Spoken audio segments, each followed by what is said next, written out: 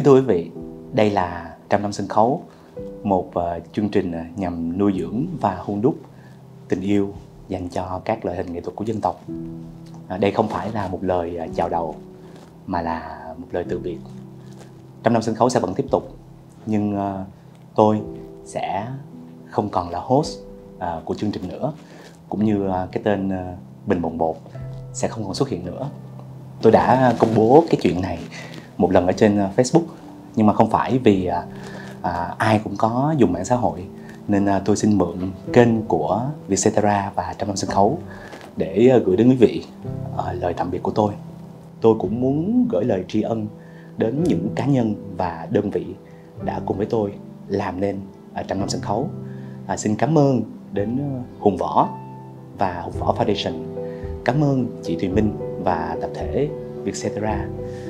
Cảm ơn đội ngũ ban cố vấn của chương trình. Cảm ơn cô Bùi Trân Phượng, thầy Nguyễn Nam, cô Tôn Nữ Thị Ninh và cô Bạch Tuyết. Cảm ơn đội ngũ cố vấn lịch sử và nghiên cứu tư liệu. Và cảm ơn tất cả những khách mời đã nhận lời tham gia chương trình. Em cảm ơn chị Kim Cương. Con cảm ơn cô Nguyễn Hồng Dung. Cảm ơn chú Hữu Châu. Cảm ơn cô Bạch Tuyết. Cảm ơn cô Lê Thiện. Cảm ơn cô Mộng Tuyền. Cảm ơn cô Bo Hoàng ở mùa 1. Con cảm ơn cô Diệu Hiền. Cảm ơn chú Bạch Long.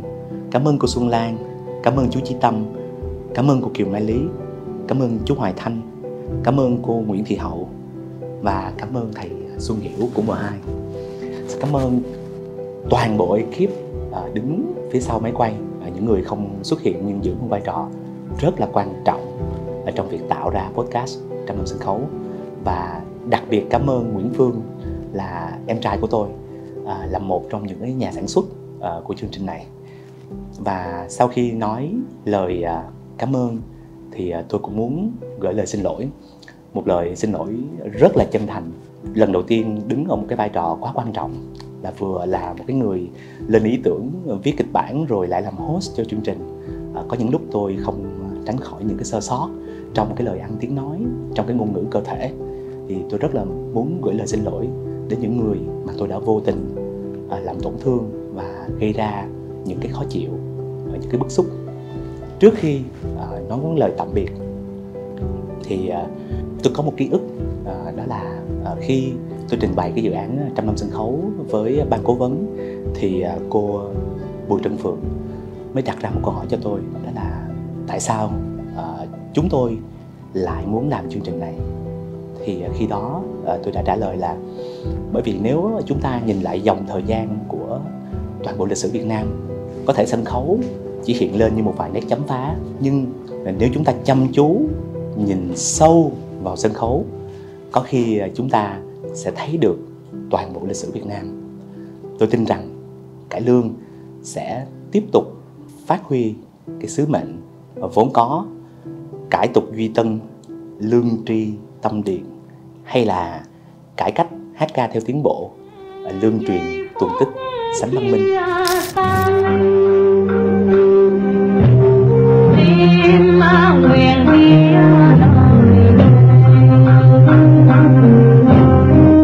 Xa nhau muôn dặm dài nhưng có nhau về dài tâm như tiếng châu muôn đắng cay chỉ rằng.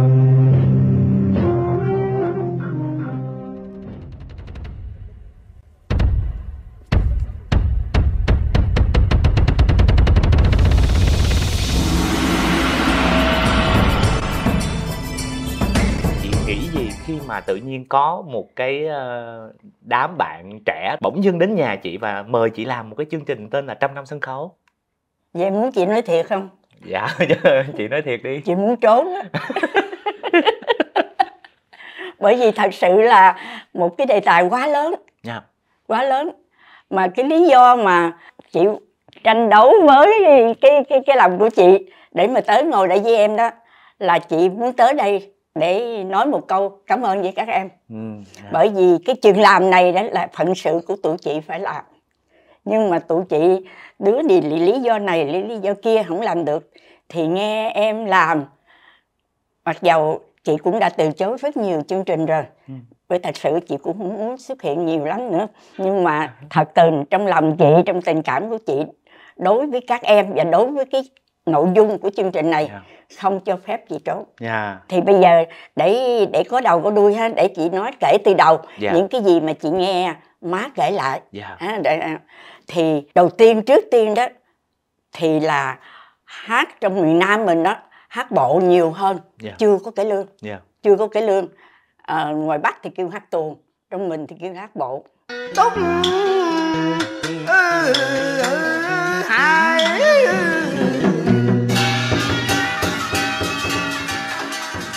Thì có mấy ông nhớ là mấy ông thợ tóc rất là mê âm nhạc, mê nhạc tài tử đó. Thì thường má nói rằng mấy ông đó sau khi làm việc rồi đó, trà dư tửu hậu thì rủ nhau hòa đờn chơi. Thì hòa đờn, người này đờn hay, người kia đờn hay. Mỗi một ngày mấy ông nghĩ đờn hoài mà không có ca thì nó uổng. Thôi về lựa mấy đứa nào mà mấy đứa nhỏ nào mà nó có giọng ca này mình tập cho nó ca. Thì lúc đó đó bà Phùng Há, bà Năm Phỉ mới là 13-14 tuổi vậy thôi. Thì mấy ông mới tụ họp lại cho ăn kẹo, dụ dạy ca. Thì bắt đầu có đờn ca, mới kêu là có đờn ca tài tử. Đờn ca tài tử. Mà lúc đó ca đó không phải ca không, ca mà ra bộ nữa. Ra bộ mà câu nào thì ra bộ theo câu nấy vậy đó. Thì lần thấy sao có bà con quần chúng thích quá, thích cái giọng ca cải lương, thích đó. Thì mới có những người chuyên nghiệp. Thì theo má kể lại đó là những cái đoàn đầu tiên đó là của thầy Năm Tú, của ông thầy Năm Tú ở tại Mỹ Tho. Đã có cái rạp hát Năm Tú, rồi những đoàn như Trần Đắc hay kia đó là những cái sau này má biết đó, chứ trước đó đó thì hình như là cũng còn những cái tên nữa mà chị không nhớ hết. Thì bắt đầu ca ra bộ. Ca ra bộ thì mấy ông ngồi đờn thì có mấy nhỏ vậy, vừa ca vừa ra bộ đường kia. Thì sao người ta coi đông quá, ta bu coi đông quá, mấy ông mới nghĩ ra tới kinh tế là bán vé. Thì bà ngoại chị là cái người mà nói bán vé thì thiệt là không có vé, mà là cái để má kể lại là 10 xu một chồng vậy.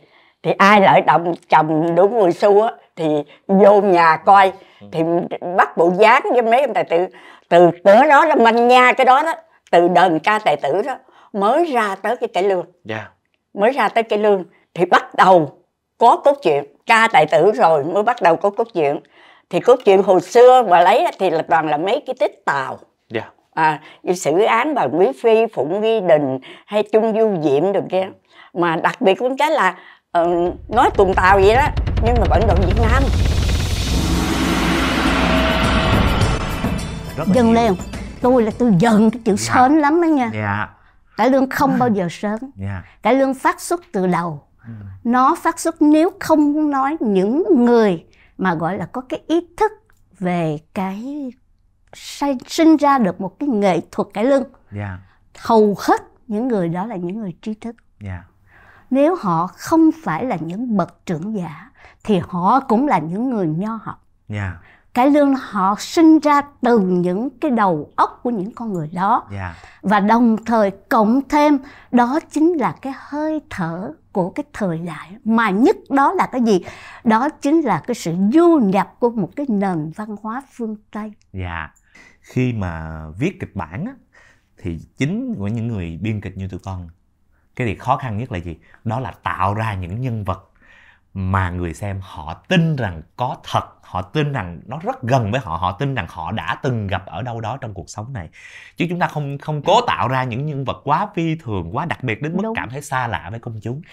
Mà cũng chính vì vậy cho nên cái chân lý thật và đẹp không phải chỉ dành cho cái người diễn viên. Diễn thật và cái thật của cái nhân vật đó nó sẽ trở thành cái đẹp của cái nhân vật đó. Còn ở trong kịch bản thì cái thật của nhân vật là cái thật nó không tưởng, không phải là những nhân vật không tưởng, không đẻ ở đâu ra hết, phải từ trong cái tình trường của xã hội, của trong cái thời đại, trong cái đời sống mà bước lên sân khấu. Và kể cả cái thật đó là nằm trong cái văn phong, cái ngôn ngữ, cách đặt bài ca, cách trình bày những bài ca. Trình bày hay đã đành, nhưng đẹp trong bài ca là gì? Là không phải chỉ là ca, mà trong ca nó phải có cái diễn. Và trong cái diễn trên sân khấu thì nó phải có cái thật. Cho nên ở cái chỗ này là cái chỗ mà nếu hiểu được để đi phân tích sâu xa, tôi chắc chắn rằng các diễn viên của chúng ta sẽ biến thành những nghệ sĩ hoàn toàn thật và đẹp. Con rất chia sẻ điều này với cô. Cái thật và đẹp, cái thật nó đến trước. Bởi vì phải có thật nó mới có cái đẹp. Bởi vì tận cùng của cái thật nó chính là cái đẹp. Đúng vậy. Chú kể lại vài cái kỷ niệm mà bà đã tạm gọi là lãnh đạo như thế nào, giáo dục như thế nào, và làm sao cho những cái người đứng dưới cái ban Thanh Minh Thanh Nga phải có một cái hành xử nó tương đối là văn minh. Trong đoàn Thanh Minh Thanh Nga khi mà kéo giờ diễn một cái là không có nói chuyện lớn. Cái trật tự trong hậu trường nó cứ rù rì nhỏ. Đó là cái thứ nhất. Không bao giờ mở màn trễ là cái thứ hai. Một cái quan trọng là quảng cáo cái gì là hát cái đó. Đêm đó có ai thì đúng là có người đó. Còn không bao giờ mà treo đầu dê bán thịt chó. Và cảnh trí của đoàn Thanh Minh là thời điểm đó là toàn là những họa sĩ thực hiện và họa sĩ mà về thiết kế thì toàn là tên tuổi cái thời điểm đó, như là bác Phan, bác Luca. Nói chung là toàn là những người thượng đẳng thời điểm đó không à. Và chỉ cần nói cái điều này thôi là tất cả quý vị đều hiểu, đều thấy được là ngày xưa đoàn Thanh Minh khán giả như thế nào. Khán giả mặc vest đi coi, mặc áo dài đi coi không? Hồi xưa Thanh Minh Thanh Nga là như vậy đó. Cái duyên. Điều cái duyên. Như má ba là do ông nội. Ông nội tập cho má ba, ông nội dạy má ba. Rồi tới chú Sáu cũng là có ông nội, đời đó còn ông nội cho hát. Nhưng mà khi qua tới đời của bà nội thì bà nội phải nói rằng là cái cách của bà nội mà giao vai á, hay là lăng xê hay cái gì đó, cái cách của bà nội, do cái cách của bà nội sao đó, cho nên siết dạy cái người con là, cho nên càng ngày má ba càng giỏi. Có nghĩa là bà nội thà chấp nhận. Tôi nói ví dụ như cái vở diễn đó không ăn khách, nhưng bà nội vẫn cho hát. Để chi? Để giữ cái người tác giả đó. Bây giờ trong 10 tuồng thế nào cũng có số 1-2 tuồng người ta viết không được ăn, thì bà nội vẫn giữ cái đó. Để chi? Để người ta viết những cái tuồng hay, cái vai hay cho Thanh Nga đó. Biết rằng là mời những nghệ sĩ tên tuổi lớn về thì đêm đó trả tiền cho các nghệ sĩ đó, như cái vở Đoạn Tuyệt là nào bà Năm Sa Đéc, bà Phùng Há, bà Ba Thanh Loan Thư Dữ, không toàn những người kinh khủng không, cái đa cái đề thời điểm đó về diễn trong cái vở Đoạn Tuyệt. Thì dĩ nhiên hát là bán vé là thấy có khán giả đông đó, nhưng mà nói mà bầu lời không thì không lời được, bởi vì phải trả. Nhưng bà Bộ Thơ chấp nhận để chi? Để Thanh Nga được học nghề. Để Thanh Nga được học nghề thì thay cái kiểu đó của bà nội á, thì đủ hiểu rằng là cái suy nghĩ của bà nội trân quý cái nghề này, và làm diễn viên phải như thế nào, như thế nào. Ngay cả Thanh Nga là con gái ruột mà làm không đúng, bà nội vẫn xử như thường. Gần cả cuộc đời cô gắn bó với sân khấu, thì bây giờ nếu như mà nhìn lại thì sân khấu đã dạy cho cô điều gì? Bài học lớn nhất mà sân khấu đã dạy cho cô là gì? Dạy tất cả, mà trong đó bài học lớn nhất là dạy làm người á. Bởi vì là bạn hình dung là nếu đếm ra đó thì tôi đóng cũng khoảng trên 500 vở. Thì bạn biết rằng các nhà văn và các tác giả đó rất giỏi, là bởi vì họ xây dựng mỗi một cái tính văn học cho mỗi nhân vật của họ là rất riêng. Và mình phải may mắn lắm đó, thì mình mới có thể đạt được khoảng chừng phân nửa cái ý tưởng của các quý vị đó. Nhưng mà chỉ cần như vậy thôi là bạn là khán giả yêu bạn rồi. Và làm sao mà bạn có thể bạn nói những cái lời như vậy mà bạn có thể ngu được trời? Là tại vì cái loại này nè, nó cứ thâm nhập từ từ. Bạn hình dung không? Thí dụ như mình nói một câu gì chẳng hạn, thí dụ cái câu của cải lương, thí dụ nó rất bình thường. Trên cổ thụ kia còn có thiếu gì loại chùm gởi. Thì đừng có trách sao trong lòng quân tử đôi lúc có những ý nghĩ bần tiện của kẻ tiểu nhân. Một câu bình thường. Nhưng bạn có thể là một cái tiến sĩ. Bạn thấy không? Tại vì ở đó nó có đủ hết á. Nó có đời người, nó có lịch sử, nó có sự hành xử, rồi nó có cuộc sống, và nó có thời cuộc, nó có đủ hết. Và bạn có hình dung không? Lòng tôi đó, từ nhỏ đến lớn đó, có thể là vì mình học với những người thầy vĩ đại. Cho nên mình bao giờ mình chỉ có 2 việc trong đời để mình thành người. Một là thương người, 2 là lòng biết ơn. Nếu bạn thực sự bạn có 2 cái đó thì cả đời bạn sẽ không bao giờ khổ. Và 2 cái đó thì mình rõ ràng là mình học được quá nhiều trong cải lương. Là tại vì trong cải lương không có dạy ai đó, nhưng mà ai xem rồi thì người ta cũng sẽ thuộc một vài câu nào đó, tự động thuộc. Mà nếu mà mình thâm nhập kinh tạng như thế thì lý do gì mà trí tuệ không rộng như biển? Nói theo cái câu của Phật giáo. Đúng cô. Thì, khi mà mình đi tìm cái căn tính, cái gọi là cái cốt lõi của cải lương á, thời gian qua con cũng có đi tìm về đào sâu coi cái căn tính, cái cốt lõi của cải lương nó là gì. Thì cái quá trình đó mình cũng đồng thời đào rất là sâu về cái căn tính của cái dân tộc Việt Nam.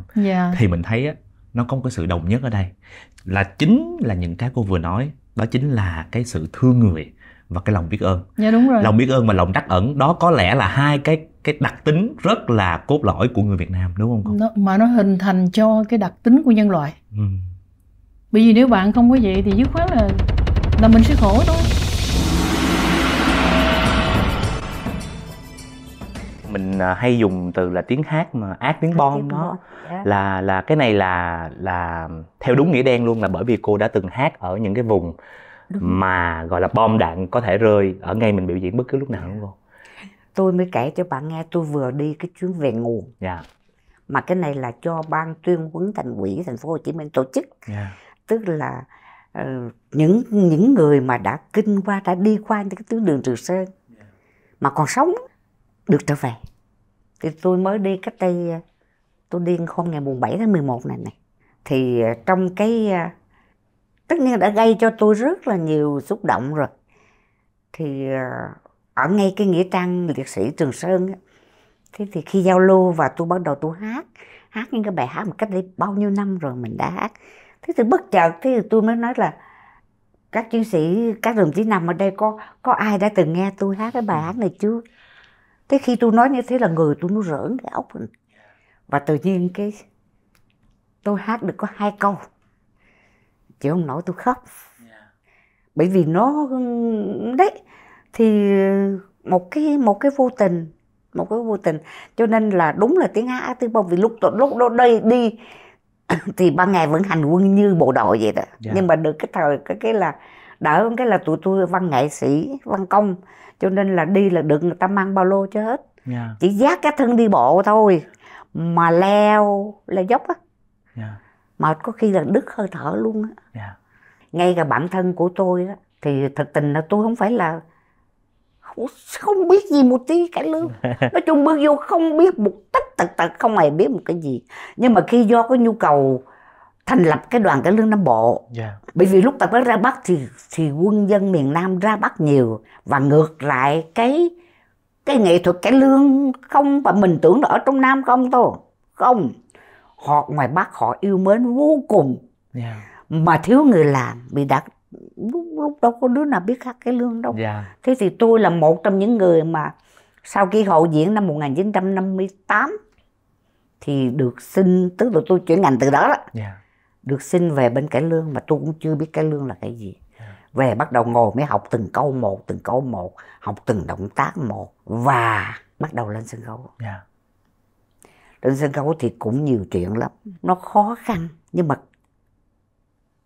do cái tình cảm của mình vượt qua được hết. Và mình thấy rằng là mình được cái sự đền đáp lại của khán giả, cái tình yêu của khán giả. Tự nhiên bắt mình phải có trách nhiệm Không có được lộn xộn.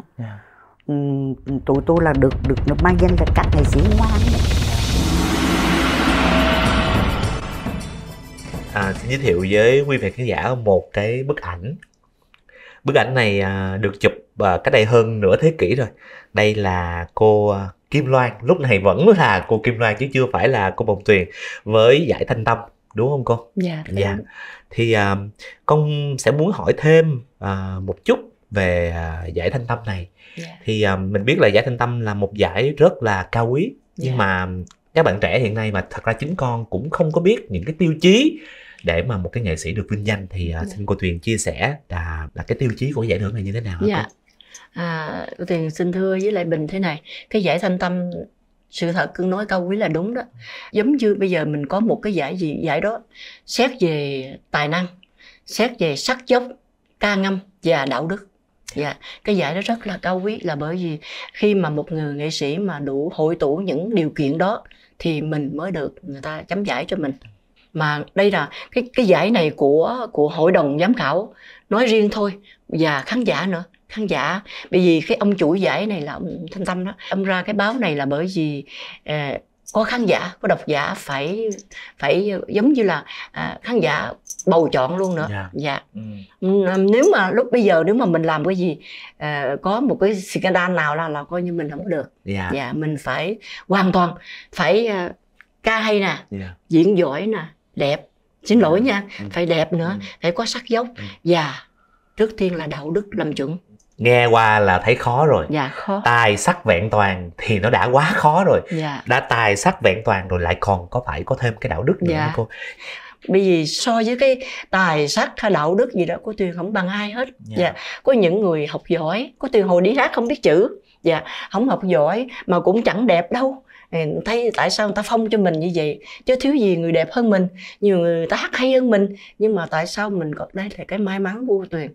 Cho nên cái ơn sâu nghĩa nặng của khán giả, của những gì mà yêu nghệ thuật mà đã phong cho Tuyền đó, Tuyền rất cảm ơn, Tuyền rất nhớ ơn, và sâu tận đáy lòng là Tuyền không bao giờ quên được. Cho nên ngày hôm nay cô Tuyền về đây là hy vọng là cô Tuyền trả được cái tình đó, một chút tình thôi, đã khán giả đã cho Tuyền.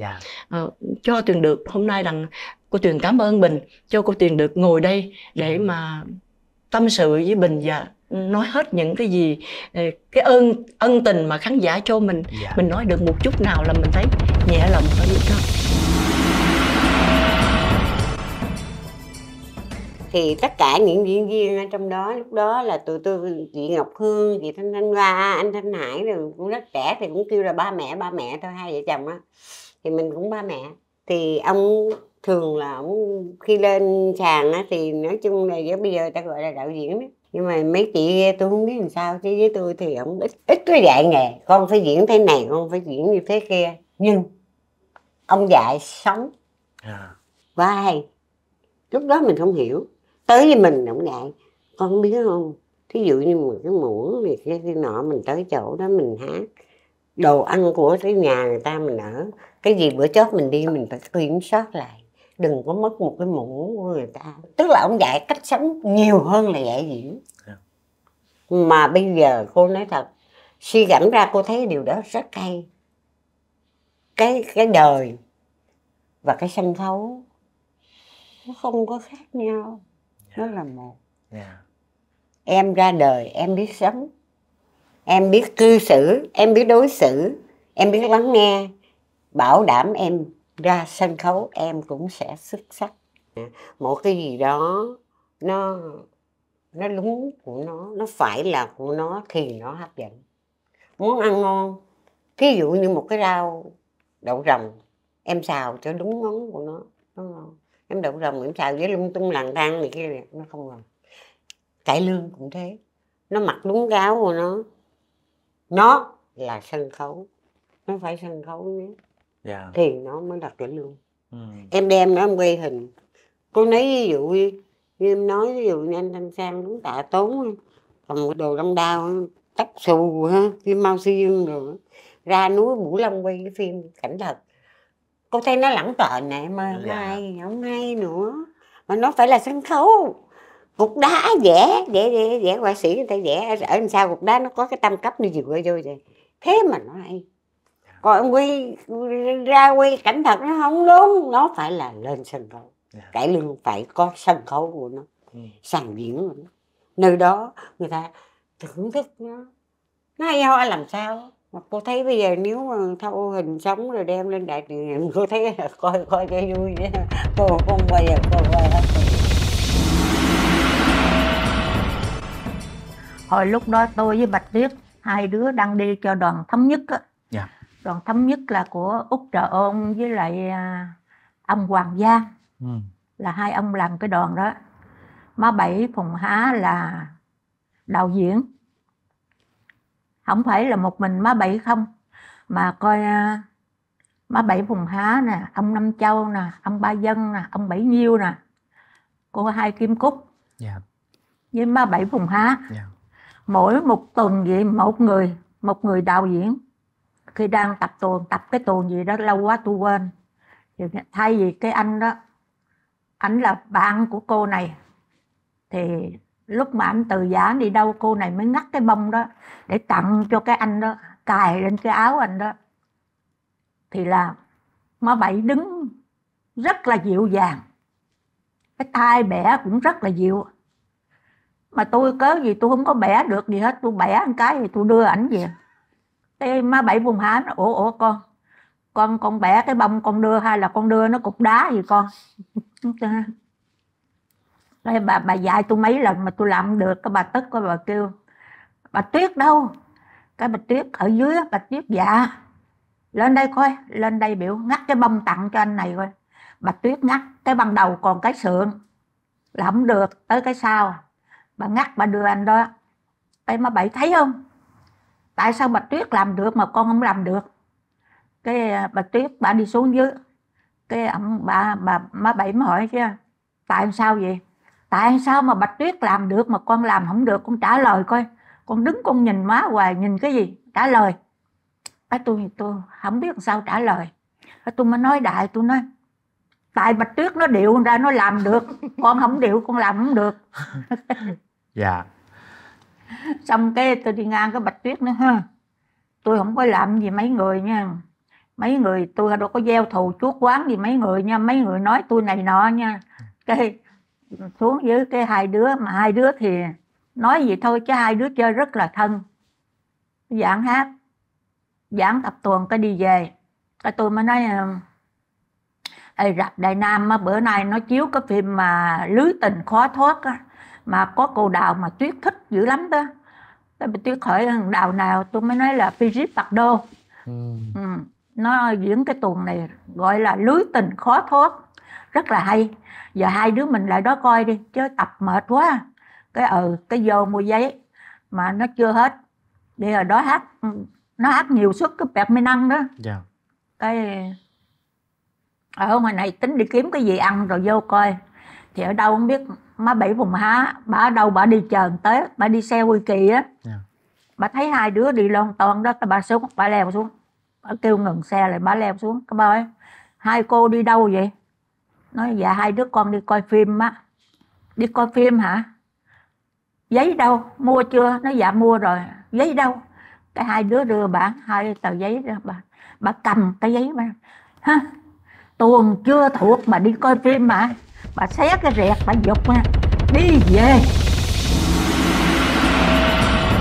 Rồi tới thập niên 60, nó có một cái loại hình nghệ thuật mới của Đài Loan, tức là điện ảnh Đài Loan du nhập qua Việt Nam. Phim Lương Sơn Bá Chúc Anh Đài. Thì cái âm nhạc của cái phim đó hoàn toàn là âm nhạc Đài Loan, nó hiện đại hơn cái nhạc của kinh kịch Trung Quốc như hồi nãy bà Lâm trình bày. Thì cậu Đức Phú là người em thứ 10 của trong dòng họ Vĩnh Xuân Bầu Thắng mới đi qua rạp hát Cine Đại Nam xem. Cậu mới nghe những cái âm nhạc đó, cậu mới lấy, rồi cậu mới viết cái vở tuồng Lương Sơn Bá Chú Anh Đài.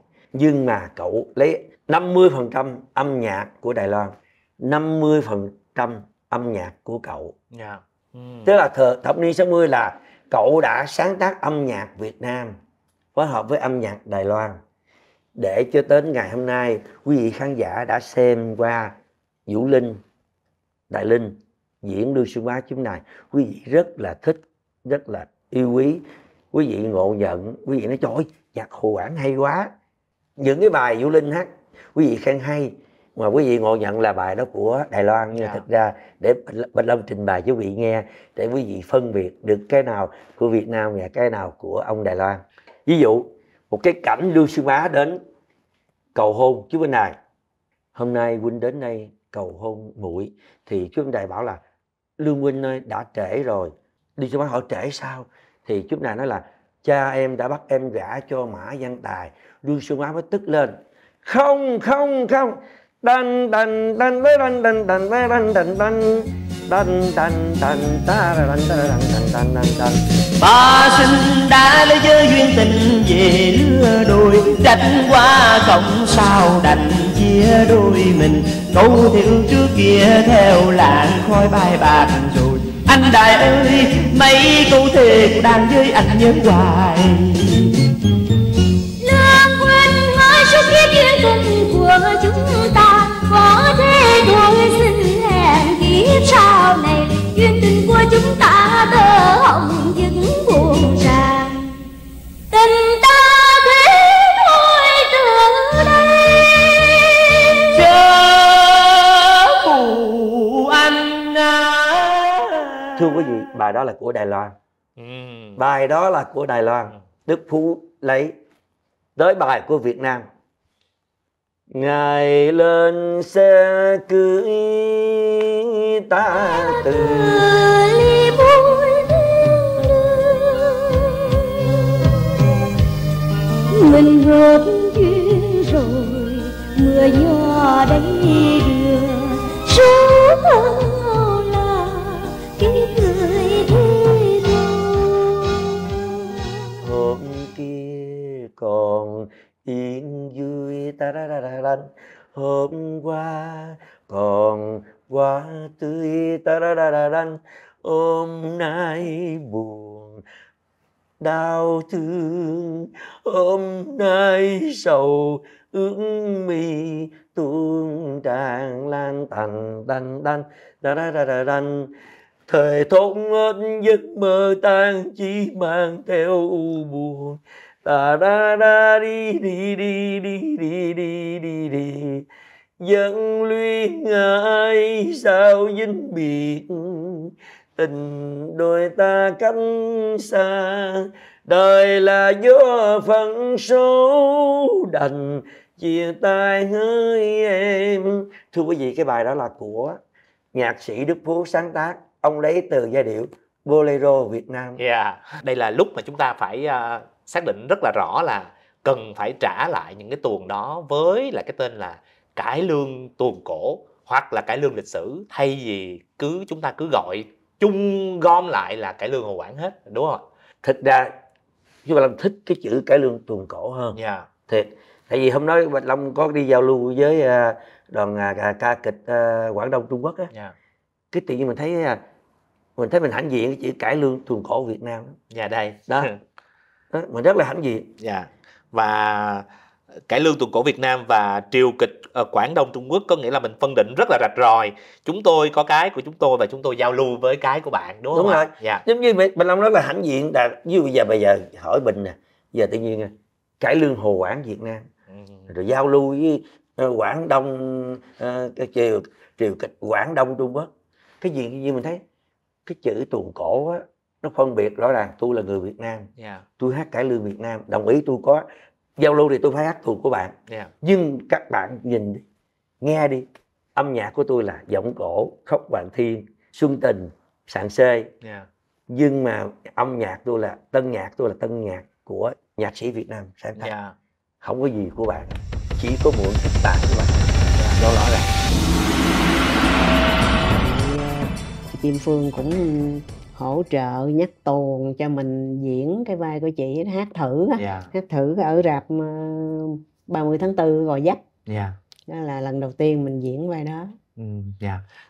Bên cạnh là một cái người bạn diễn ở trên sân khấu á, Thì cô Thanh Nga còn là một người như chị. một người chị. Dạ. Thì cô và cô Thanh Nga có những cái kỷ niệm gì bên ngoài sân khấu không? Kỷ niệm gì ở ngoài đời mà hai chị em đi chơi, đi ăn tiệc cái gì đó với nhau? Dạ. Thì lúc đó thì mình cũng nói đúng là cũng còn nhà quê lắm, không có chơi cái gì hết, chỉ ngoài cái chiều tới rạp hát xong về nhà chiều tới rạp.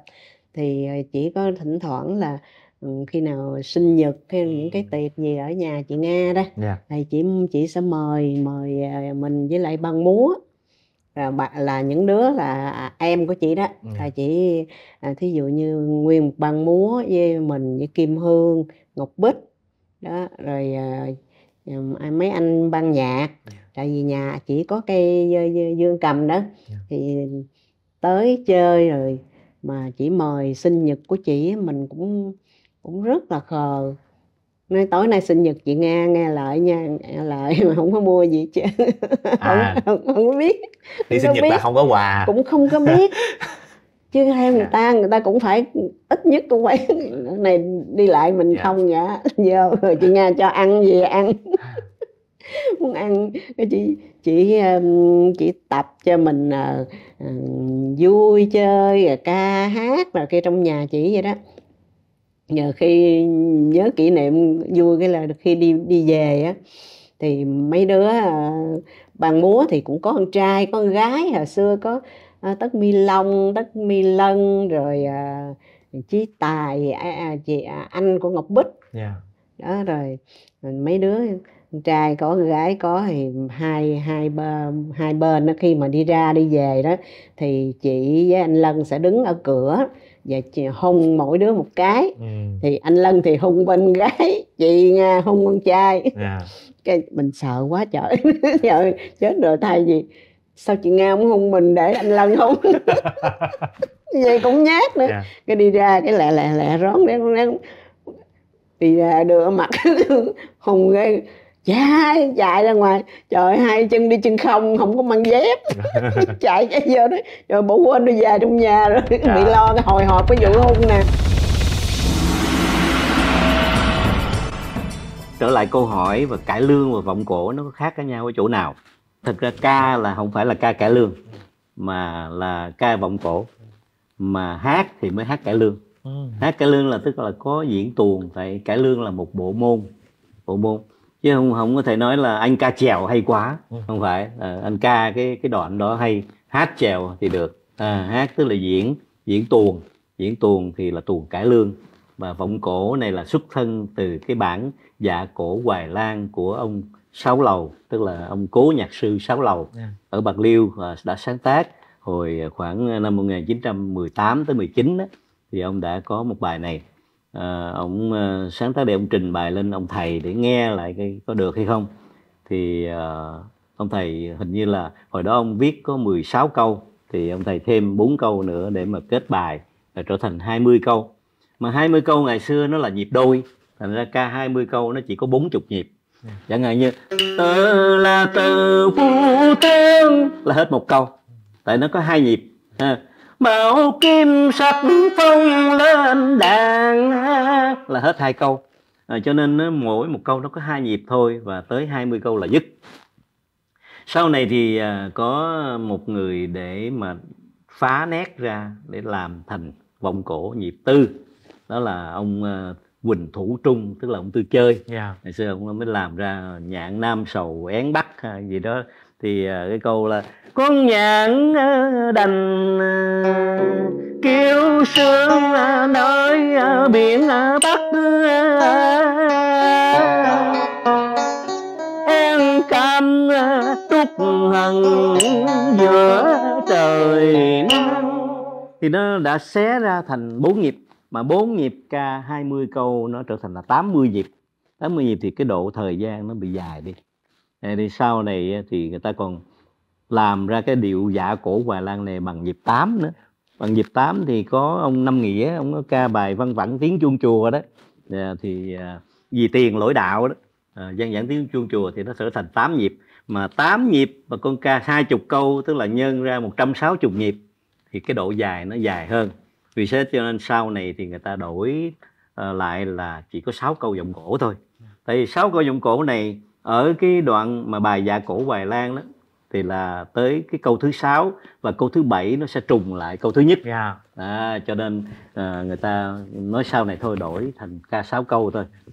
6 câu giọng cổ. Quý vị khán giả trẻ đã biết vì sao lại có cái câu là mày đừng có sàn xê nữa, đúng không? Và tại sao lại có cái câu là tao rành mày 6 câu giọng cổ, là bởi vì ai cũng biết bài vọng cổ sẽ như vậy hết. Mà nói tắt thôi chứ không cần phải nói 6 câu giọng cổ. Tao rành 6 câu. Tao rành 6 cái câu. chữ này tao rành 6 câu. Thì 6 câu đó chính là 6 câu vọng cổ. Vậy thì có thể nói là cái bài mình nói lại có nghĩa là cải lương là một loại hình nghệ thuật, còn vọng cổ chỉ là một cái bài trong toàn bộ cái loại hình nghệ thuật thôi. Nhưng mà dường như đó là cái bài Verdet, đúng không chú? Bài đó thì ông cố giáo sư tiến sĩ Trần Văn Khê đã phán cho một câu là phi vọng cổ bất thành cải lương.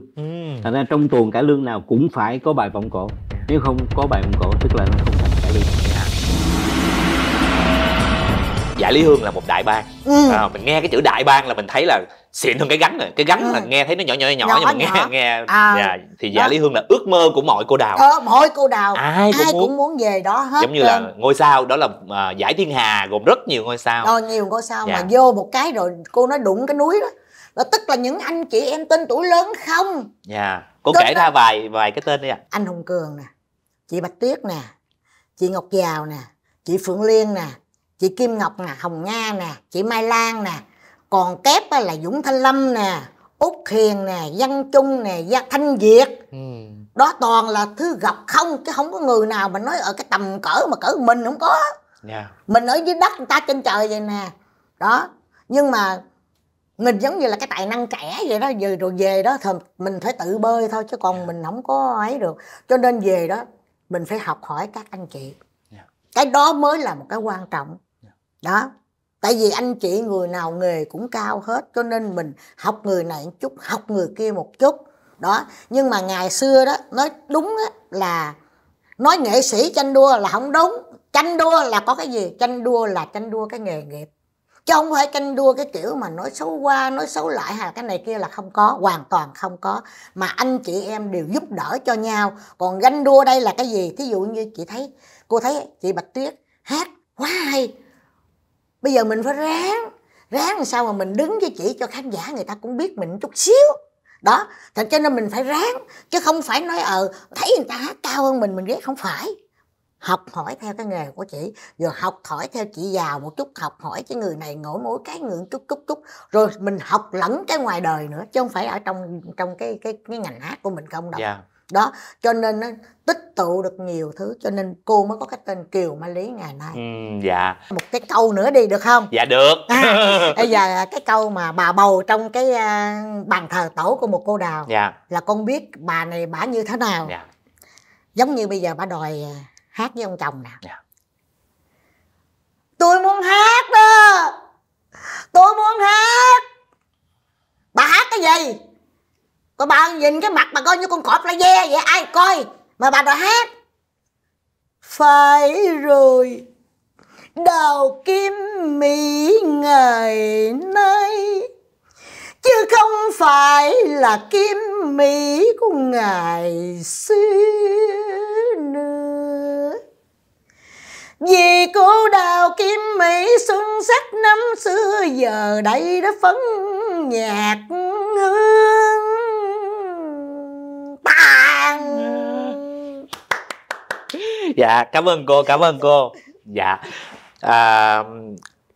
cô Đào Kim Mỹ phấn nhạc hương tàn thì không biết hay sao thì không biết, nhưng mà cô Đào Kiều Mai Lý thì vẫn rất là đam mê với sân khấu. Là năm 64 đó thì chú đi rồi thành được đó. Thì chú đi lúc đó là cũng gần 6 tháng là chú chưa được hát. Chưa được hát luôn. Wow. Chú xin lỗi với cho chỉ có chiếc chiếu, rồi trong đó có cái mền với cái mùng với cái gối, đã đi cái cuốn là cái cặp vậy đi. Tối á, thì nếu mà hát có lầu thì lên tuốt trên lầu khán giả là ngủ, còn không thì có hai ghế. Thì đùng một cái ngày đó thì anh nghệ sĩ Thanh An đó, ảnh mới bị bệnh. Rồi chị Hai, tức là chú Bạch Lan đó, chị mới hỏi: ê, nuôi quân 3 thuở nhờ chỉ giờ chứ. 3 thằng bay thằng nào dám hát cái vai này. Mà cũng may mắn chắc ông có lẽ là ông tổ Khiết, chú thích vai đó lắm, rất là mê. Do đó là chú coi mà chú thuộc lòng luôn.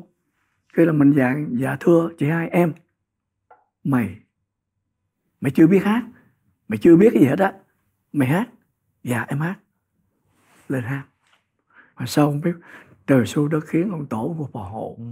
Chú nhớ là hồi đó ông hát sao giờ, chú ra chú cứ nhắm mắt hát vậy. Mà con biết lần đầu tiên mà ra sân khấu, xin lỗi đèn sáng lắm không, không chịu được nó luôn. Mà mình nghĩ cũng không sáng mà bây giờ đâu. Bây giờ có màn hình LED, đèn LED, chứ hồi đó đâu có sáng.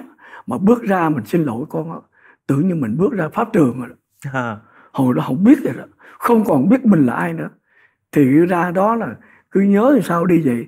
Cái kỷ niệm lớn nhất mà chú nhớ đời luôn đó là nó có thể là đưa chú tới một cái bước ngoặt. Là lúc đó là chú hát đoàn Cải Lương Hương Mùa Thu. Thì chú đang hát ở cái cương vị là kép chánh. Trong cái vai Trần Vinh để tuôn cánh cỏ sông Hàn. Thì lúc đó đó ông Thu An đó, ông muốn cho đoàn có một cái thay đổi để mà hút khách.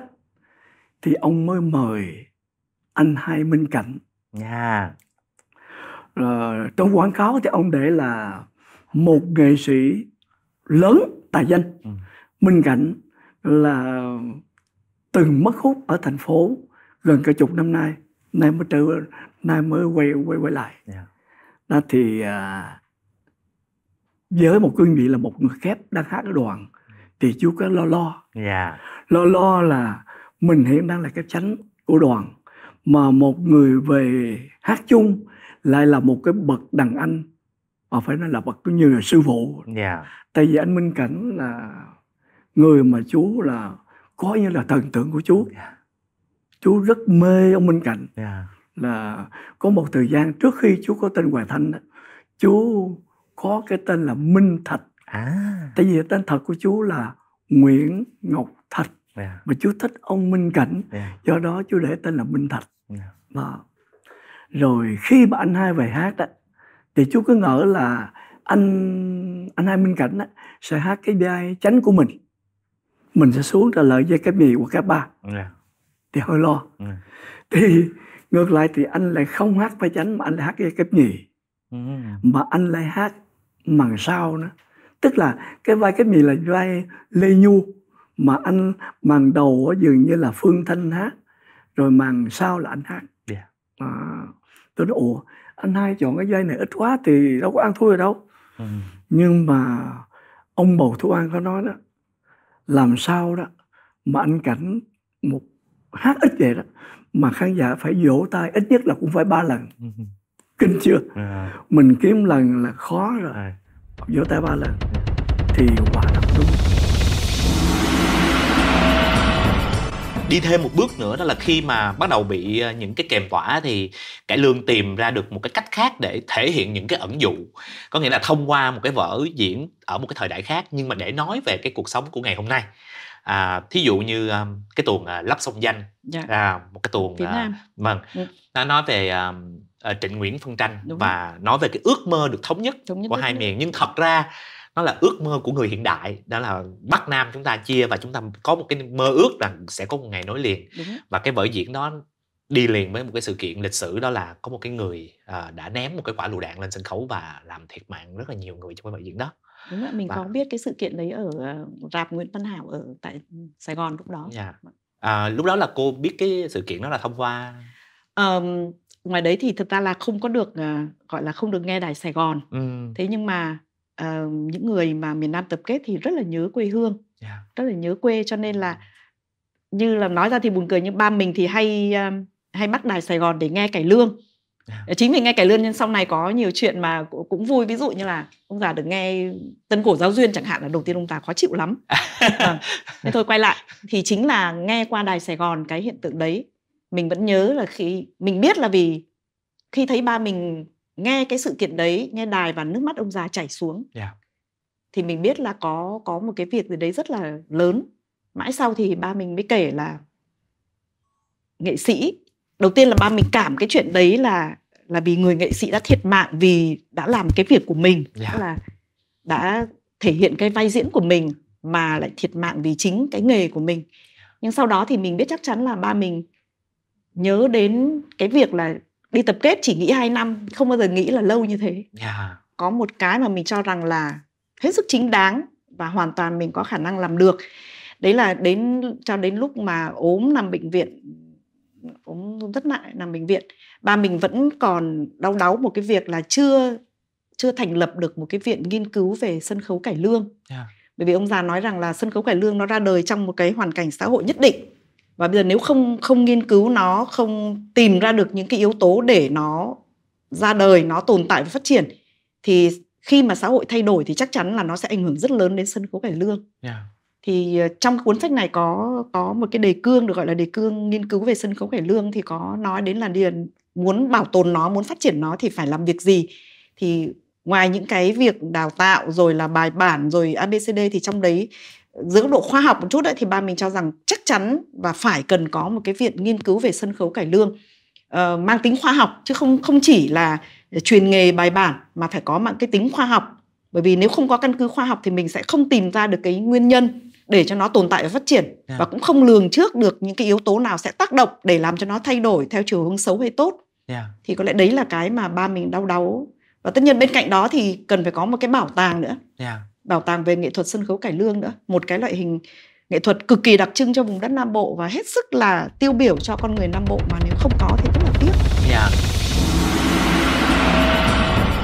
Nếu nói kỷ niệm về nghề ấy, thì kể ra thì nhiều lắm. Nhưng mà chủ yếu là kỷ niệm về những cái dạy thôi. Nhưng mà tôi có một cái kỷ niệm không những vì nghề mà cả về đời nữa.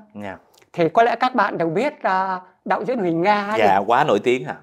Tuổi bậc đàn anh, nhưng mà tôi nghĩ đạo diễn Huỳnh Nga là bậc thầy của tôi. Thế cách đây cũng lâu lắm, mấy chục năm rồi, từ hồi tôi mới về làm giảng viên bên trường sân khấu điện ảnh Hà Nội ấy, thì tôi lần đầu tiên gặp đạo diễn Huỳnh Nga. Thì đạo diễn Huỳnh Nga đánh giá về tôi như thế này: lại thêm một thằng nữa đi dạy ngu cho đời. Nhá, nhắc lại, thêm một thằng nữa đi dạy ngu cho đời. Đấy là đánh giá về tôi. Thì tất nhiên mà hôm đầu tiên nghe thì cũng nắm mặt chứ, phải không? Nếu cô trẻ mà sẽ đánh giá mình thế. Thế nhưng sau một đêm tôi cho là đúng. Và tôi cảm phục cũng, tôi không những cảm phục, tôi biết ơn ông ấy. Vì sao? Vì nếu là mình chỉ đi diễn không thì cái ngu của mình thì chỉ có mình thôi. Nhưng vì đi làm thầy cơ mà. Thế là cái ngu của mình đã truyền cho học trò, có phải như thế tội rất lớn nếu mà mình không tốt. Chính vì cái của ông, cho nên tôi bảo kỷ niệm sâu sắc mà. Cái của ông Huỳnh Nga ông nói như thế, cho nên tôi biết thân biết phận mình là đứa ngu. Cho nên là tôi mới vừa dạy nhưng tôi vừa học. Và tôi lăn vào tôi học của các cụ, vừa dạy vừa học chứ không. Và có lẽ là cái duyên như thế các cụ thấy ở cái thằng này, thực tế mà nó miền Bắc vào không quen lắm. Thế nhưng các cụ thấy một thằng miền Bắc mà nó lại yêu cải lương, mà cái gì nó cũng hỏi. Thế thì có lẽ các cụ mới thương. Cho nên các cụ mới nói những cái bí quyết của nghề nghiệp cho mà nghe. Chính vì vậy mà cái năm nọ sang năm kia, vô hình chung tôi trở thành cái thư viện, những cái tinh túy của các cụ để lại. Tôi nói đùa, tôi bảo tao là thằng giữ tàng kinh các của nghệ thuật cải lương thôi. Chứ còn cá nhân tôi thì không là cái gì hết. Nếu ta không bước vào nghệ thuật thì thôi, đi kiếm ngành khác mà sống. Nhưng nếu ta đã có cái dũng khí gọi là cái nghiệp cầm ca mà bước vào thì hãy yêu nó. Và nói trước là con đường yêu để thành tựu thì vô cùng gian nan, chứ không phải màu hồng đâu. Nhưng vì tôi yêu cho nên tôi vượt qua cái cực. Và nếu anh vượt qua được thì anh sẽ có những thành tựu xứng đáng. Trên bước đường ai đã có cái đó rồi đang tìm thì không cấm là phải tìm kiểu những cái mới. Nhưng mà thêm một cái nữa là hãy quay lại tìm lại những cái cũ của các cụ. Biết đâu trong cái cũ tưởng là cổ lây rồi, nó vẫn gợi cho mình những cái mới thì sao? Không bắt phải lấy nguyên si, nhưng mà hãy tham khảo thêm những cái đó. Cái gì mà mình thấy hợp thì mình lấy, không có thì mình bỏ. Ai cấm đâu. Thì như thế mình đã kết hợp được cả cái mới và cái cổ. Chỉ có như thế thì sân khấu cải lương may mới hồi sinh. Và hồi sinh được hay không là trông vào lớp trẻ. Chứ còn lớp thì thầy rồi cũng chết thôi. Các cụ cũng đã đi rồi. Thì chỉ trông mong và lớp trẻ. Cho nên bây giờ thấy ai mà lớp trẻ mà còn say sưa với cải lương là quý lắm. Dạ.